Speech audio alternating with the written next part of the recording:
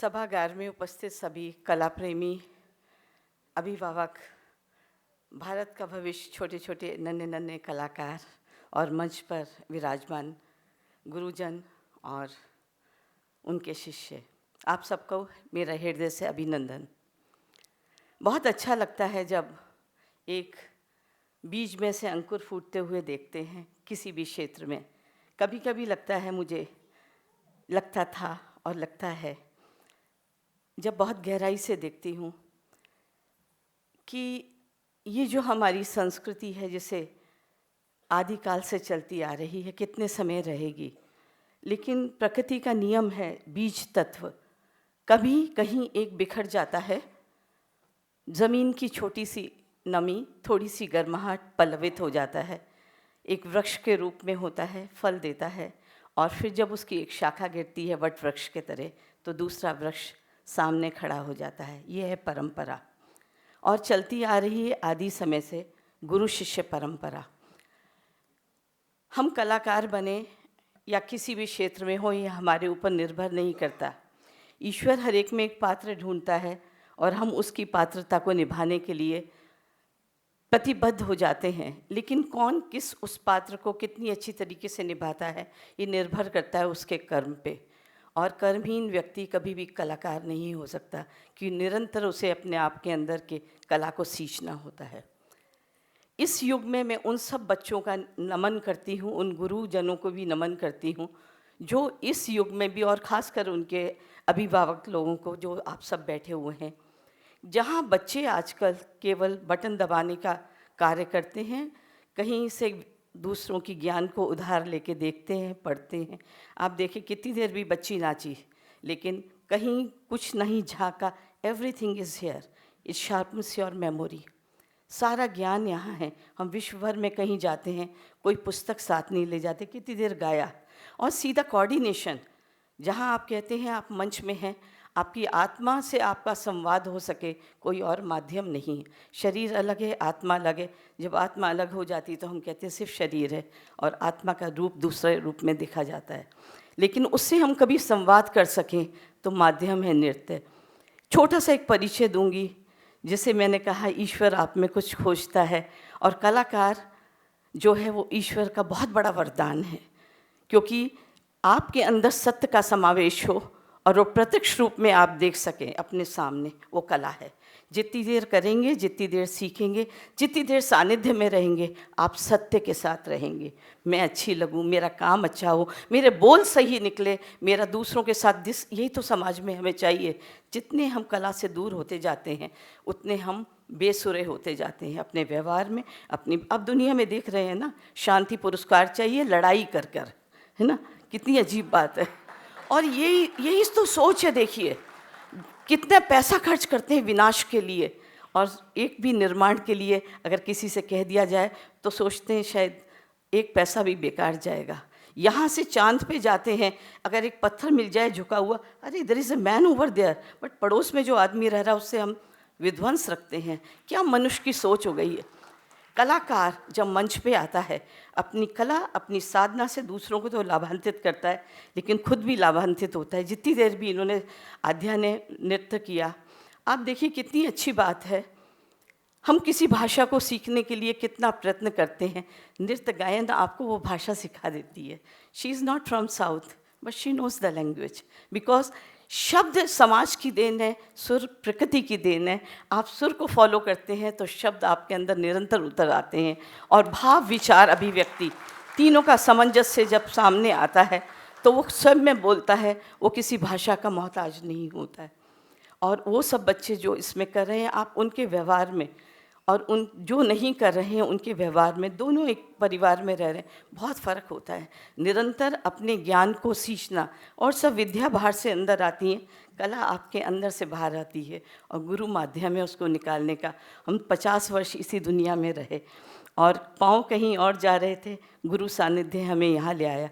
ये भाग्य है, और भाग्यशाली होना भाग्यशाली को सौभाग्यशाली बनाना आपके ऊपर है। जब आपको गुरु सानिध्य एक मार्ग मिल जाता है तो आपके हर पड़ाव आपकी मंजिल है, लेकिन क्षितिज के उस पार तक आपकी सोच होनी चाहिए कि अंत तक ये आपके साथ रहे। और जितना आपके साथ, ज़रूरी नहीं आप कलाकार बने, लेकिन जितनी कला आपके साथ रहेगी आप बहुत क्रिएटिव होंगे। There is no distraction in art. अगर आप थिएटर में जाएं, एक बदमाश का रोल भी कर रहे हों, सिर्फ मंच तक सीमित है और दर्शक क्या बोल, आह क्या बदमाश का रोल किया, क्या विलियन का रोल किया। Positivity positivity positivity. किसी के भाव अच्छे लगे, चुरा लिए। वैसे चोरी बहुत बुरी चीज़ है। आपको बाल स्वरूप में किसी को देखा, भाव चुरा लिए, पॉजिटिव है। आपने नकल करना समाज में गलत बात है, लेकिन गुरु की नकल करी, अपने अंदर उतार लिया, तो पॉजिटिव है।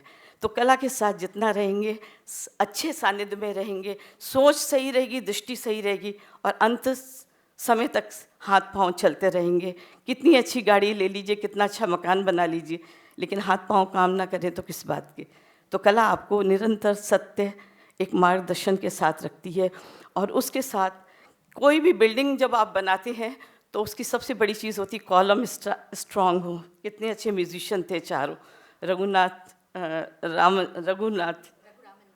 रघुरामन जी, चंद्रशेखर जी, सुधा जी तो बहुत ही अच्छा गाई, और जो भवानी जी हैं तो खुद ही प्रत्यक्ष रूप में थी। और तो बच्चों का कार्यक्रम, क्या नींव बड़ी स्ट्रांग हुई।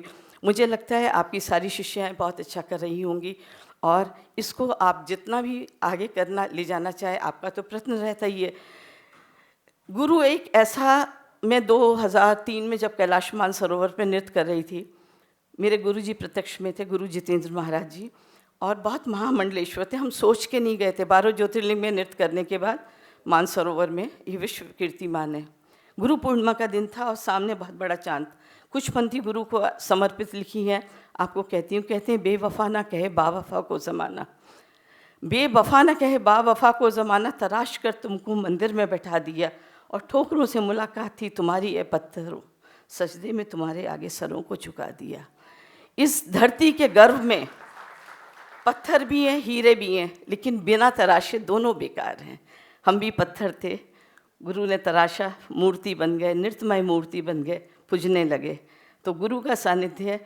और एक और बात है, गुरु आपका भाग्य बदल सकता है, भाव नहीं बदल सकता।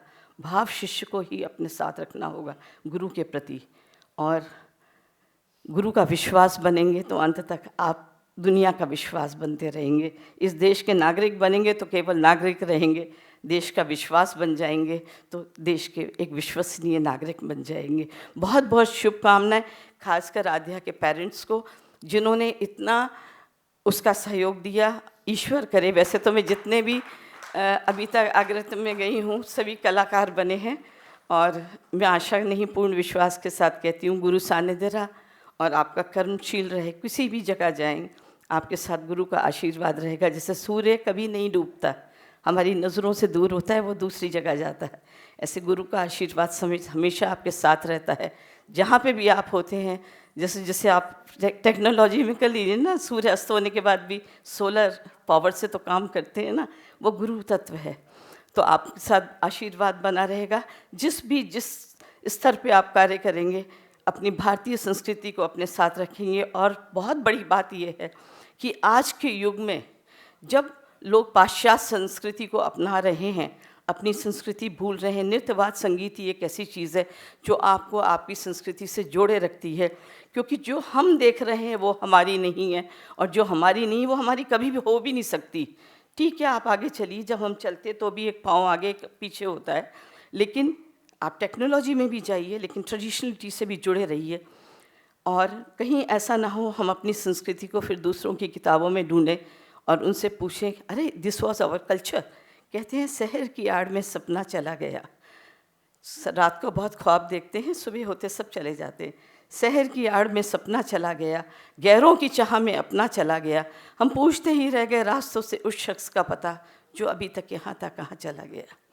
कहीं ऐसा ना हो फिर हम अपनी संस्कृति को दूसरों की चीज़ में ढूंढें, किताबों में ढूंढें, जीवंत रखिए कला के माध्यम से। और सबसे अच्छी बात मुझे इस कार्यक्रम में लगी कि जो बच्ची क्या नाम है अनाउंस कर रही थी, बहुत अच्छा अनाउंस कर रही थी। इतने चुनिंदा शब्द में मैंने कभी भी नहीं सुना। बहुत अच्छी तरीके से बांधा था, शब्दों में भी, व्याख्यान में भी, और गहराई से। मेरे ख्याल साहित्य पढ़ी हुई है। उद्भ्रांत जी बैठे हैं हमारे सामने, का महान लेखक हैं। वो भी यही इस बात को कह रहे थे कि उनके बोलने में बहुत रस है, अच्छा बोल रहे हैं। तो बहुत शुभकामनाएं सभी आप सब लोगों को। ईश्वर इस तारतम्यता को बनाए रखे और ईश्वर आपको और भी अच्छे अच्छे मंच दे। मेरे से जो बन पड़ेगा ज़रूर सहयोग करूंगी। इसी के साथ नमस्कार, जय हिंद, जय गुरु।